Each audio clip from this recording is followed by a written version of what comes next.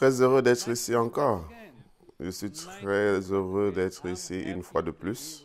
Cette fois, je vais regarder dans l'Ancien Testament parce que c'est une partie de la Bible et c'est très important. Je vous ai déjà dit que la souffrance du chrétien, c'est pour de bien. C'est pour montrer aux gens que nous sommes de vrais enfants de Dieu. La deuxième des choses dont on a parlé, c'est que nous devons représenter Dieu dans notre vie. On doit devenir son temple. De cette manière, il pourra vivre en nous et les gens pourront voir au travers de nos vies et glorifier Dieu. Donc, lorsque nous sommes enfants de Dieu, on s'engage avec le Seigneur, mais la plupart du temps, nous oublions la meilleure partie du christianisme. Lorsqu'on a quelque chose de valeur, quelque chose de spécial, la plupart du temps, on le garde pour nous-mêmes. Et on ne veut pas que les autres l'aient. Mon cher ami, mon frère, parfois on entend toujours donner, donner. Je ne vais pas vous parler de donner, je vais vous parler de partager.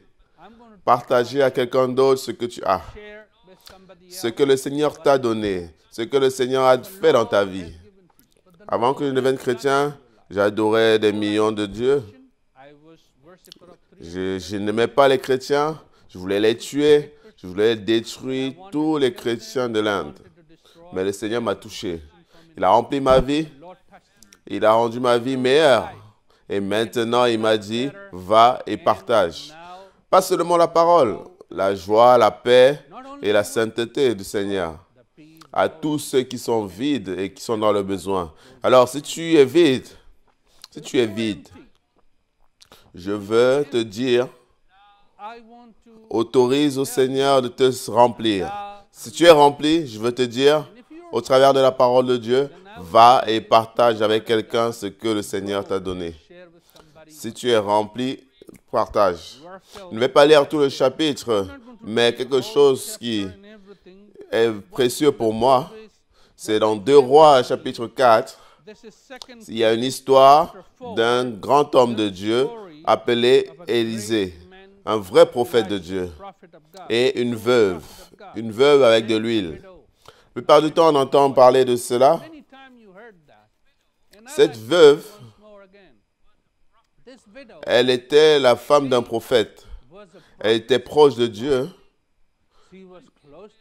Et c'est comme dans nos jours, comme l'apôtre Steve Kunda, il continue de donner, il bénit. Tu peux bénir, mais la plupart du temps, parfois, tu as besoin d'être rempli toi-même. Et parfois, on veut bénir, mais on n'a pas. Alors, on commence à se sentir mal, on commence à se sentir triste. Lorsque tu es rempli, va et remplis les autres. Et je vais lire le premier verset du chapitre 4 qui dit: Une femme d'entre les femmes des fils des prophètes cria à Élisée en disant: Ton serviteur, mon mari, est mort et tu sais que ton serviteur craignait l'Éternel. Or, le créancier est venu pour prendre mes 2 enfants et en faire ses esclaves. Elle était triste, elle était perdue, elle était dans de grandes dettes, elle était sous une grande pression et sous beaucoup de problèmes. Où aller? Elle a décidé d'aller vers l'homme de Dieu, à demander de l'aide. Et l'homme de Dieu a dit: Ok, je vais t'aider, mais toi aussi tu es responsable de tout ce que tu fais, de tes dettes, de ta famille, de tes besoins. Demandez et vous sera donné. Mais lorsque tu as, le Seigneur dit, gratuitement vous avez reçu, vous devez donner gratuitement. Ici, l'homme de Dieu lui demande: Ok, qu'est-ce que tu as? Elle dit: Je n'ai rien. Pas de nourriture, pas d'eau, pas de vêtements, je n'ai rien. J'ai seulement une petite huile. Et l'huile, lorsque vous faites des salades, vous pouvez en mettre dessus, ça donne du goût. Lorsque vous voulez faire frire quelque chose, vous utilisez de l'huile, ça donne du goût. Si vous n'avez rien et juste de l'huile, alors l'huile est inutile, ce n'est rien. Mais le Seigneur voulait utiliser la faiblesse, les problèmes, Même lorsque tu dis, je n'ai pas, je n'ai rien, je ne connais pas, alors le Seigneur dit, apporte-le-moi, et je vais l'utiliser. Alors le prophète de Dieu a dit, qu'est-ce que tu as? Elle a dit, une petite huile. Il a dit, viens avec. Lorsqu'elle a apporté, il a dit quelque chose. Il a dit, va et collecte tous les vases vides. Qu'est-ce que signifient ces vases vides? L'huile représente le Saint-Esprit et les vases vides représentent nos vies et les gens autour de nous. Donc, elle est partie collecter tous ces vases. Elle est partie hors de chez elle collecter tous les vases de ses voisins et dans le village, elle a collecté. Lorsqu'elle a tout collecté, toi-même, ton entourage et le village, et qu'elle a posé ça là, quelque chose de très important, l'homme de Dieu a dit, ferme la porte, ferme la porte. Pourquoi il a dit ferme la porte? La plupart du temps, nous voulons voir, nous voulons que le monde voie et que Dieu est bon, que le monde sache qu'il est le seul vrai Dieu. Mais pourquoi cette fois-ci il a dit ferme la porte? Vous savez, la plupart du temps, on veut voir les autres contents. Nous voulons voir les autres heureux. On veut voir les autres réveillés. Beaucoup d'entre nous prions pour le réveil dans le pays, pour le réveil de l'Église, pour le réveil dans l'État, pour le réveil à Paris. Le réveil vient par toi.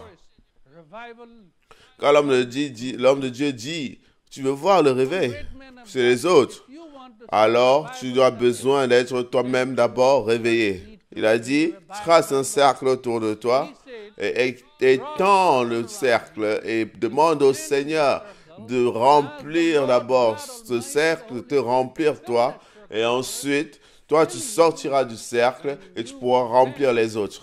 Donc, tu as besoin d'être d'abord rempli, d'être rempli de joie, d'être rempli de la parole de Dieu, d'être rempli du Saint-Esprit.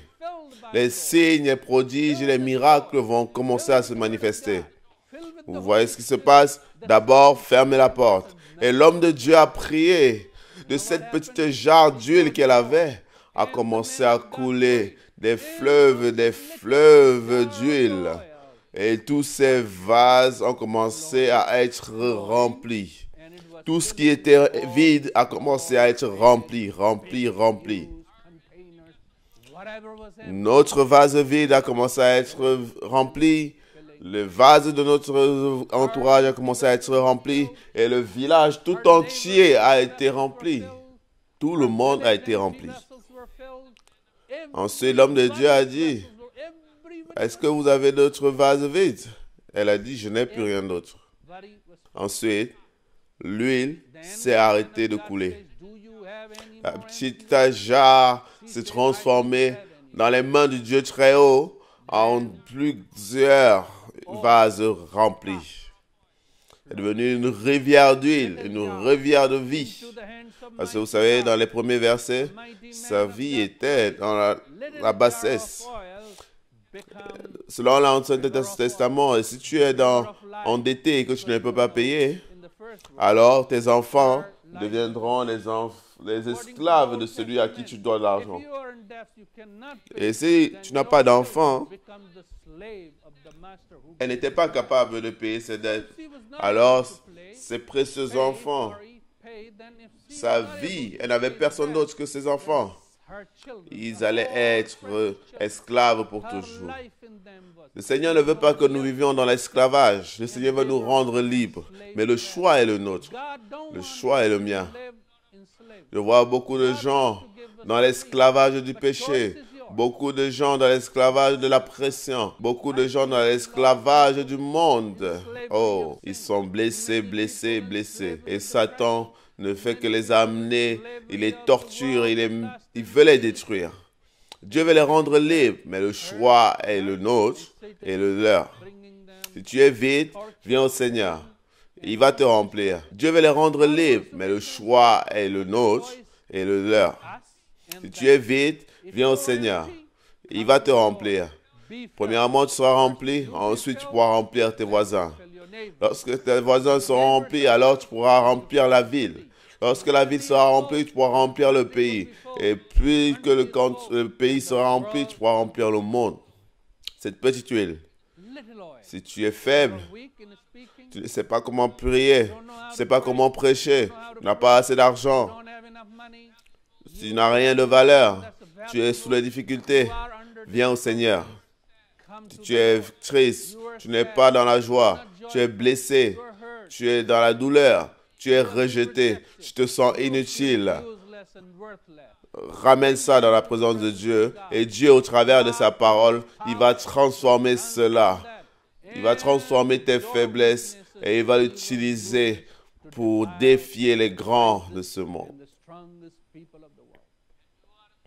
Lorsque tu es dans le monde, ils te disent que tu es inutile. Mais lorsque tu es dans les mains de Dieu, tu es sans valeur. Et cela, ça arrive par le Seigneur uniquement. Allons de l'avant. Lorsque tout a été rempli, l'huile s'est arrêtée. Le Saint-Esprit et sa bénédiction ne sont pas épuisés, ne s'épuisent pas. L'huile n'était pas finie. La Bible ne dit pas que l'huile était finie. Ça s'est arrêté. C'est toujours là, mais ça a arrêté de couler. Lorsque nous sommes remplis, lorsque nous sommes vides à nouveau, nous pouvons demander au Seigneur et il l'ouvrira et les rivières de l'eau de vie couleront et encore et encore. Ensuite, il a dit, va et vends et rachète tes enfants. Paye tes dettes. La plupart du temps, nous avons des questions. Pourquoi sommes-nous endettés? Nous avons beaucoup de dettes. Ouais, quand nous n'étions pas encore enfants de Dieu, Satan nous a donné beaucoup de choses pour nous piéger, pour nous rendre esclaves de lui. Mais lorsque le Seigneur est venu, il veut briser la puissance de l'esclavage et il veut te rendre libre. Alors, lorsque nous sommes remplis, nous pouvons donner. C'est quelque chose de valeur, c'est quelque chose de très beau. Ne le garde pas pour toi seul. Ne deviens pas égoïste. Lorsque tu es rempli du Saint-Esprit, avec la parole de Dieu, avec la joie, la paix, transmets cela aux autres, ceux qui sont dans le besoin. Parce qu'il y a beaucoup de millions et des milliards de personnes qui sont en train de tomber sous le piège de l'ennemi. Le diable les rend esclaves pour les détruire, pour voler leur précieuse vie. Le Seigneur les a créés. Il nous a créés avec la perfection, la beauté, la sainteté. Il ne l'a pas fait juste parce qu'il voulait créer, non. Il a pris un jour tout entier. Lorsque tu regardes dans Genèse, par rapport à la création, tout l'univers a été créé en 4 jours, en 5 jours. Et la dernière création, lorsqu'il a créé l'homme, il a pris toute la journée. Selon la Bible, 1000 ans est comme un jour pour le Seigneur. Alors, il a pris des milliers d'années rien que pour te faire toi et moi. Alors, je vais te dire que nous n'avons pas de valeur. Nous sommes hors de prix. Nous ne devons pas nous cacher parce que nous sommes beaux. Nous sommes hors de prix. Et alors, le monde doit savoir au travers de nous combien nous sommes précieux. On doit transmettre cette préciosité aux autres. Ceux qui se sentent coupables, ceux qui se sentent honteux, ceux qui sont vides, nous devons les remplir de notre amour, de notre paix, de la parole de Dieu, du Saint-Esprit. Un peu de toi peut faire une grande différence dans la vie de quelqu'un. Dans le nom de Jésus, que Dieu te bénisse. Utilise ce que tu as pour bénir plusieurs. Que Dieu te bénisse.